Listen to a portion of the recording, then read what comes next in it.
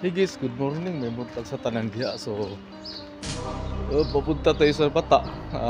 Medyo tahimik pa ngayon. Dahil sa time of Ramadan. Puntahan natin kung marami bang tao doon. Tapos mayroon tayong itatanong. Iba to siya. Ibang content to. Mayroon tayong wala tayong dito, neutral lang tayo ay sabihin ko sa inyo, neutral lang to. Ko lang yung mga sentimento kung sa yung pangyayari sa Pilipinas. So si Diggs Channel, ulitin ko, nasa neutral lang ako, wala akong pinapanigan, pero natin yung mga sentimento sa mga tao OFW dito sa Saudi Arabia. So abangan nyo ang content ni Diggs Channel. Thank you and good morning. Good morning. Oy, Jer! Basta? Sige. So, okay guys, dito tayo sa Bata. Dumating na ng Diggs Channel. So, ito. Hindi naman masyado karamihang tao ngayon. Kasi ito yung yung sa Villaggio. Hindi katulad sa yung may sahuran. Dahil yung Sir. Sir. Kahit hindi pa sahuran, wala pang sahuran kasi tingnan mo yung tahimik na tahimik pa yung Bata area. So tingnan natin dun sa papasok tayo sa Diggs Channel. Kasi mayroon tayong doon. Titingnan na mga kababayan natin na yung mga sentimento nila bawat isa. Ito sa Villaggio Mall.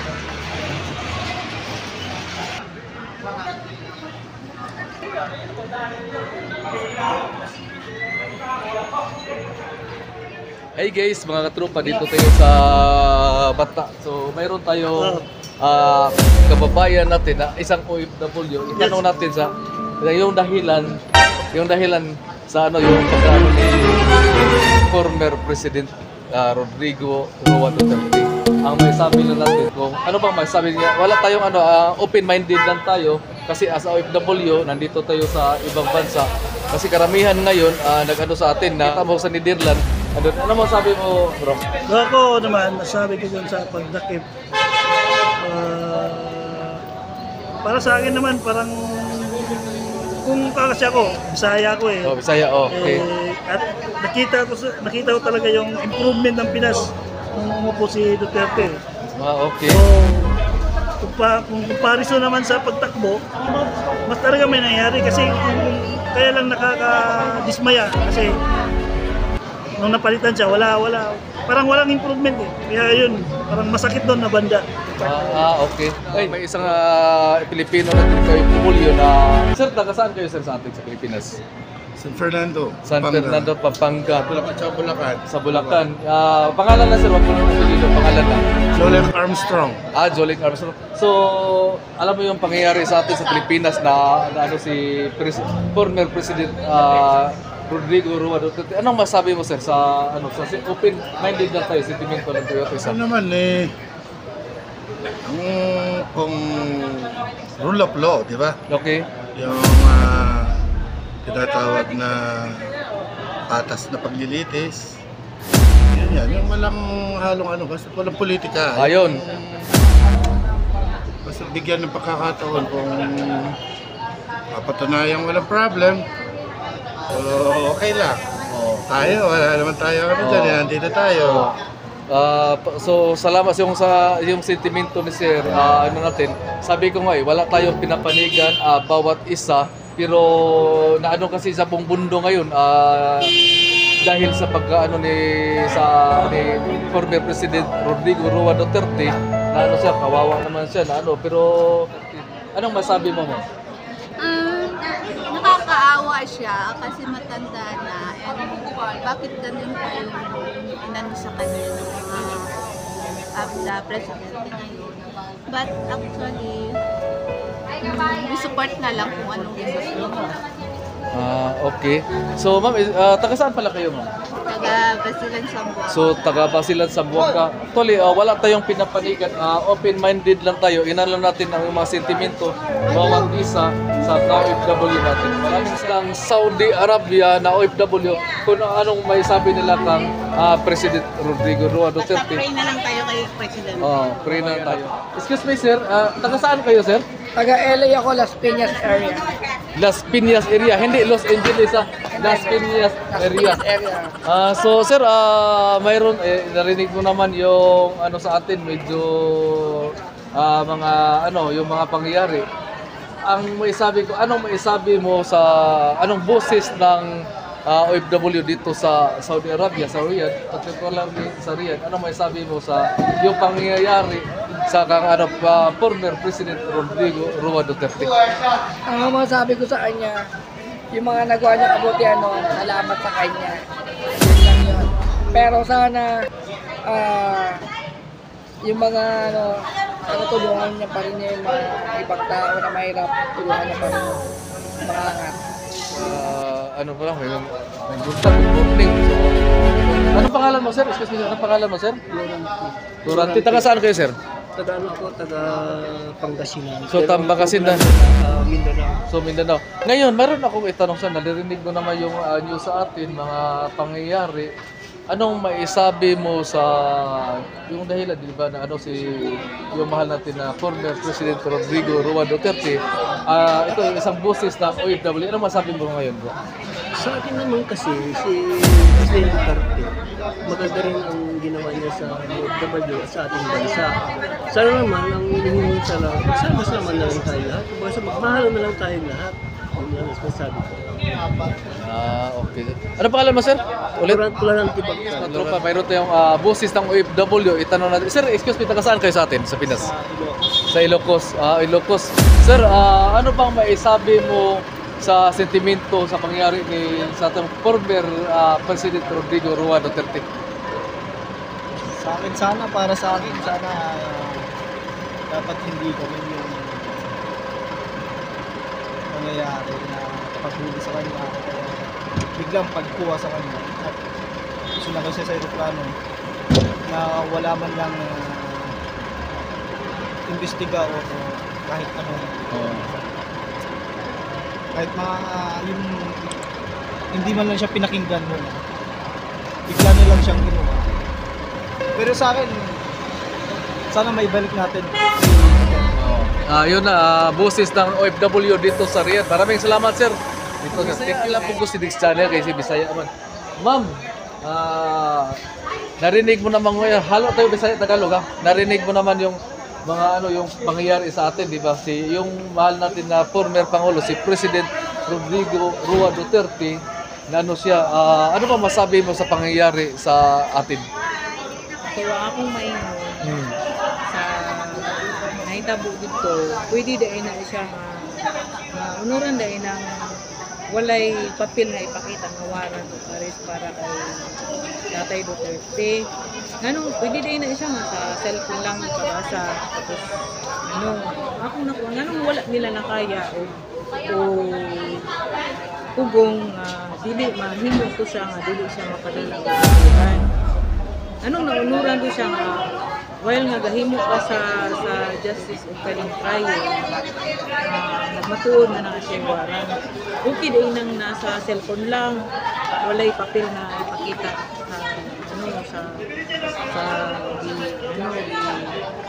itagado ka ng waran pwede dahil na siya diba walay papel sila napakita waran sa para nakuha siya hindi kung wala nila nakungan. So, mao na yung sentimento sa kababayan natin. Ma'am, taga saan po kabayan? taga North Cotabato. So dito tayo sa boses ng OFW to sa Riyadh dahil sa pag-ano natin kang ma'am, anong may sabi niyo sa alam na mong pangyayari sa doon sa atin, di ba, na si President Rodrigo Roa Duterte, yung former president natin. Ano bang masabi niyo? Ang masasabi lang po namin, sit and free. Yun lang po, sana palayain siya. Okay. Yes! Duterte! Gusto namin palayain si Duterte! So, ano to, boses ng OFW sa Riyadh, sabi nila, Duterte! so Duterte to. So, salamat sa isang kababayan natin. Wag lang yung may complete na pangalan sa pangalan na lang. Taga saan kayo, sir? Taga Cebu City. Cebu City. So, bisdak din siya. So, kapareho ni Digsan ng bisdak po. Sir, meron akong halo na to Bisaya, Tagalog ha. Kuan ba kay nakita man nato sa mga ngayon sa Pilipinas, medyo awal man nato diri. So, ang boses ng OFW, anong maisabi mo sa yung pangyayari kang dating former President Rodrigo Roa Duterte? Yung masasabi ko lang talaga which is mali talaga yung ginawa ng Pilipinas. Kasi may sariling batas naman tayo doon sa Pilipinas. Bakit doon na lang sa Pilipinas na lang dapat lilitisin ang ating dating former president? Kung may kasalanan man or wala, dapat doon. Wala nang ibang bansa na makikialam doon. Yun lang masasabi ko. At sana stay safe si Tatay Digong ngayon. So, thank you. Maraming salamat. Isang boses naman na naringgan nakinig tayo sa boses ng OFW. Maraming salamat sa from Riyadh. Thank you. Duterte. Thank you. Anong boses ng Riyadh? Duterte! So, thank you. Salamat. Tatay Digong! So, sabay ng dito, boses ng OFW Riyadh. Salamat. Thank you and good morning. Bye! Bye-bye. Salamat. Thank you. Paglaban natin! Thank you. Salamat. Okay, ingat kayo. Hey guys, mga tropa, dito naman si Dix. Actually, pakinggan natin yung boses ng OFW dito sa Riyadh. Sir, anong may sabi mo sa tungkol sa nangyayari sa Pilipinas ngayon, lalo na yung mahal natin na former President Rodrigo Roa Duterte? Solid supporter tayo ng ating mahal na Pangulong Rodrigo Roa Duterte. Dahil siya lang ang nakapagbago ng ating bansang Pilipinas na minamahal. So, kaya mga kababayan, suportahan po natin ang ating Tatay Digong na siyang lubos na nagmahal sa ating lahat. So, boses okay ng guys, bye-bye. Boses ng masa, OFW, this Riyadh. Kayo, sir? Para sa akin, hindi makatarungan yung pagdala nila sa Netherlands dahil wala lang jurisdiction ng Pilipinas sa ICC. Hindi makatao yung ginawa nila. Kaya boses ng mga OFW, suportado namin. Duterte pa rin. Kayo, sir? Duterte! Yan, boses ng OFW dito sa Riyadh. So, nagano tayo sentimento bawat isa, sabi na Duterte pa rin. So, maraming salamat sa inyo, sir. Thank you. Sa mga tropa dito tayo sa Banta. Iyan natin yung mga sentimento bawat isa, boses ng OFW dito sa Riyadh. Ma'am, ano may sabi mo tungkol sa pangyayari sa former mahal natin Pangulo dati si former President Rodrigo Roa Duterte?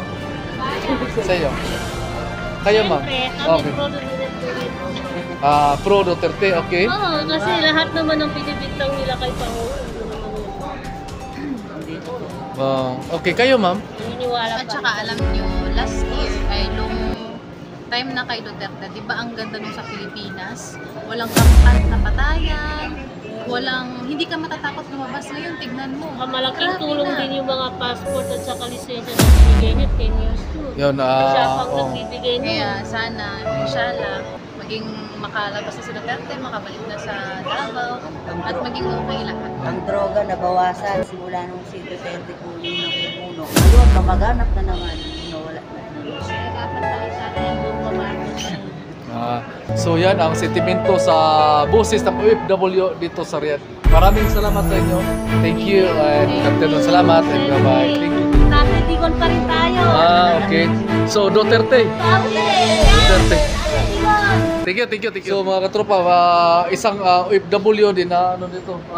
Tanungin natin kung saan ba siya papanik or ano bang maisabi niya sa individual sentimento sa bawat OFW. Sigaw ng OFW dito sa Riyadh. Sir, kumusta kayo, sir? Okay lang. Saan ka sa atin, bro? Sa ano ako? Summer. So Samar, so waray ito siya. So mayroon akong itanong sa nabalitaan mo naman yung pangyayari sa mahal natin na former President Rodrigo Roa Duterte sa pangyayari. Anong may sabi niyo sir? Hindi maganda. Kasi maganda yung patakarin na dapat sa Pilipinas. Naging siya pa yung may kasalanan. Dito tayo sa Batna, sa marami sa mga Pilipino. Actually, tingnan natin kung ano bang may sabi nila sa pangyayari ni former President Rodrigo Roa Duterte. Ano natin, ma'am, excuse me ma'am, nakita yung pangyayari sa atin, di ba? Anong may sabi niyo ma'am? Ang masasabi ko lang, na pakawala nila si Duterte kasi yun ang pinaka-best naming president sa buong lungsod. Sa Pilipinas. Buong Pilipinas pala. Sa ano, so ano Duterte pa rin. Duterte talaga ako kahit ano mangyayari. Okay, thank you. Maraming salamat ma'am. Ano sila, yung ano Duterte pa rin sila eh. Duterte talaga kami. Duterte talaga kami. Kayo sir, ano masabi mo sir? Ano siya? Duterte pa rin siya eh. Ayaw lang magpano. Number one. Thank you. Ano sabi mo sa pangyayari sa ano yung, kasi si Duterte, yes. Dapat siya yung presidente ulit.